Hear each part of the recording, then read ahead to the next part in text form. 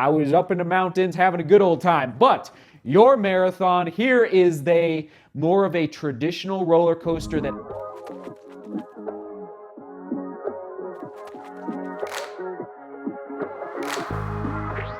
Oh, baby, look who I found. Stephen Bacon. With a name like that, we got to get him in the vlog. Butter the bread. Butter the bread. And you did the Pikes Peak Marathon, right? Sir. Yes, so, sir. congrats. Well, thanks for saying hi. Hi, man. Stephen Bacon. Cool. All right. We'll see you guys probably in the basement.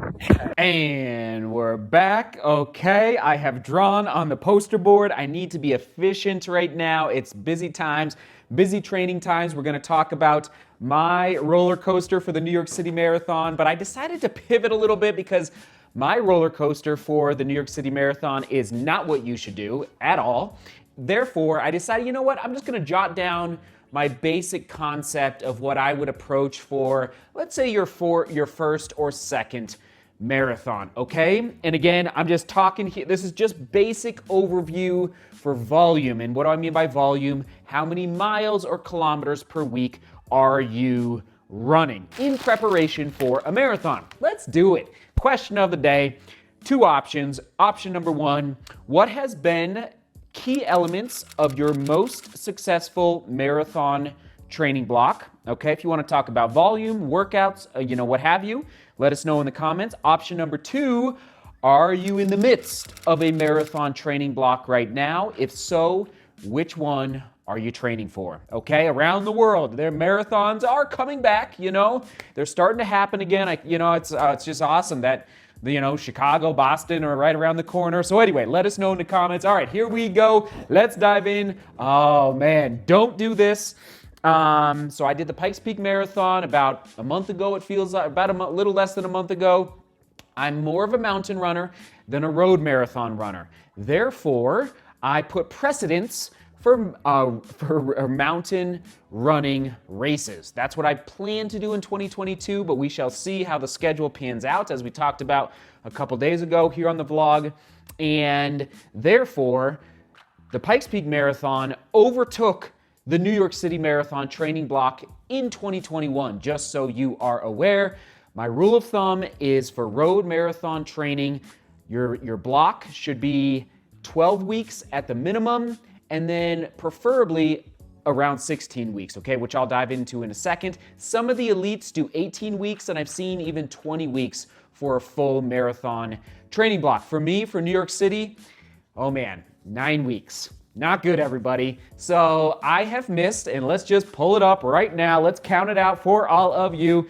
Because of Pikes Peak, and hopefully you can see this, because of Pikes Peak, I missed 1, 2, 3, 4, 5, 6, 7 weeks of the training block. And listen, I have no regrets. We had a great time at the Pikes Peak Marathon in 2021, but just so you know, this is crossed off because traditionally, I would have the roller coaster start, and I'm going to make a point real quick here. I would have the roller coaster start maybe around 40 or 60 miles, given my experience. And I have to make this point right now.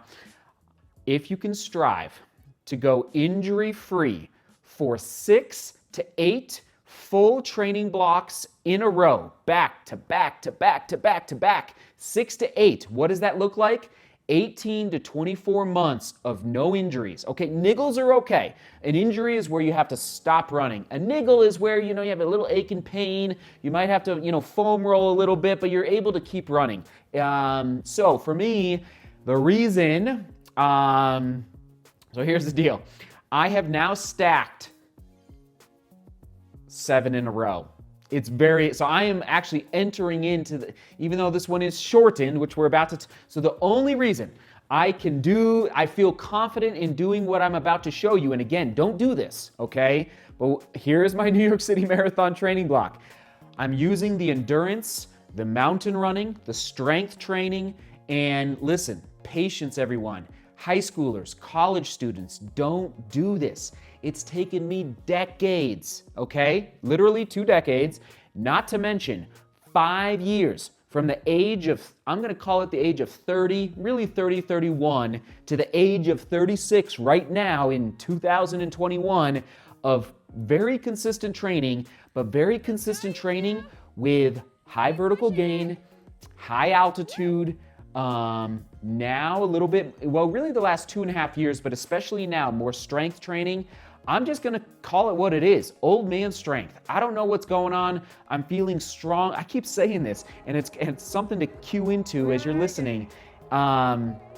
It's exciting. I think I've shifted a little bit in my just everything that's happening with my leg. I don't know. Okay, I'm getting sidetracked with other thoughts. Bottom line, I dove right. So I took time off after the Pikes Peak Marathon.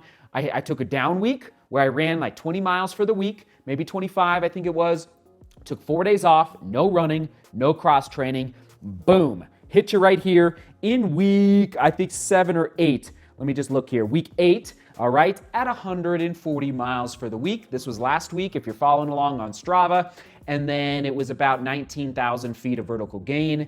We're gonna hold that for 4 weeks, and then we're gonna drop down to 120, 100, 80, 70. Forgive my drawing, it's not completely accurate. And then all the way down, this is a good tip of the day.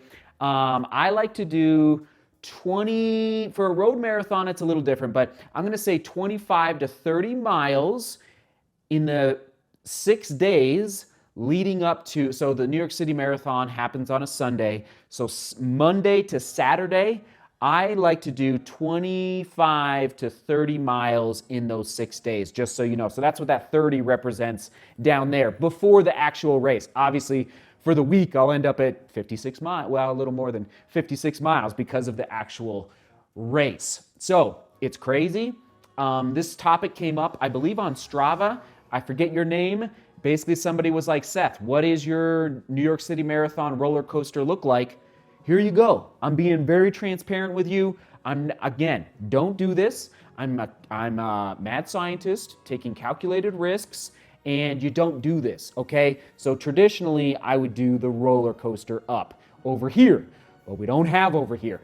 That is gone. I missed it. I was up in the mountains having a good old time. But your marathon, here is more of a traditional roller coaster that I will pursue once once USA Track and Field announces the OTQ window and times, okay? So I can tell you right now, in the next 2 to 3 years, I will do a full marathon, road marathon training block where I do 16 weeks. So here it is. All right, let's just dive in here. So we've got starting, and again, this is more for the beginner marathon runner. I always say 70 miles per week is a great goal to shoot for.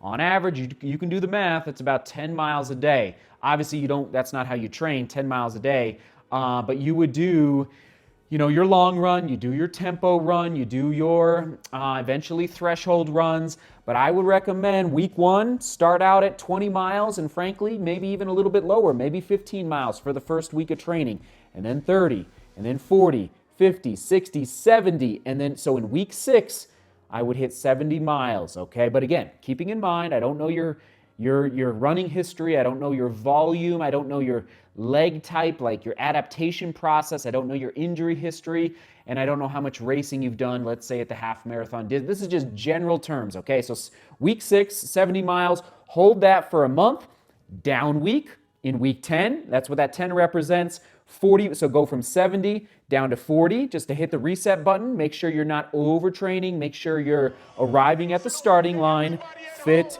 fresh, and healthy. Okay, so 40 miles in week 10, back up to 70 for 2 weeks, and then start the taper down.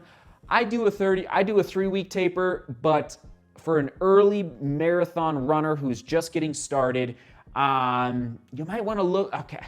I personally, if I was coaching, I would actually do a month out. So from 70 to 60 to 50 to 40, and again, forgive my drawing, to 40 to 20 the week of the race. Okay, so again, if your race is on Sunday, which a lot of the big marathons are, Monday to Saturday, I would run 20 miles divided over 6 days. Okay, I'm gonna stop. Oh, it's so hard to stop. Rewind, rewatch this. I could break this down. All right, this is general terms, and oh man, it's so good. So you asked for it on Strava. Here you go. Don't do this, but this is what I'm doing. And I'm excited. I'm excited. I'm excited to, again, test the waters so you don't have to test the waters. What does it feel like to go from not much volume to 140? I will communicate with you over the next 8 weeks leading up to New York City what it feels like. And I just realized the comment of the day, hold on. Oh, this is beautiful. Okay, so this connects so well to the conversation we're having today. Chad, thanks for being a member. Here we go. My last marathon training block in the spring, I learned I needed a little more easy miles in high mileage weeks. I would agree with that, and making sure my longest run of the week was not more than 25% of the week's miles. I agree with that 100%. I had 3 hard days in that training block every week, plus long runs that sometimes went over 30% of my week's miles and got shin splints for the first time ever. Yeah, so that 30%, probably too much, and it looks like you figured that out. In this training block, I'm actually running more miles, but 80% are easy, and keeping my longest run at 25% of the week. Chad, thank you for the insights, and everybody, go down to the comments. Okay, we're gonna wrap it up there. We'll toss it to one of the old New York City marathon vlogs, maybe where I break down the race. I don't think I've tossed to where I break down the 2019 New York City Marathon. Right there, right there, right there. All right, seek beauty, work hard, and love each other. See you tomorrow.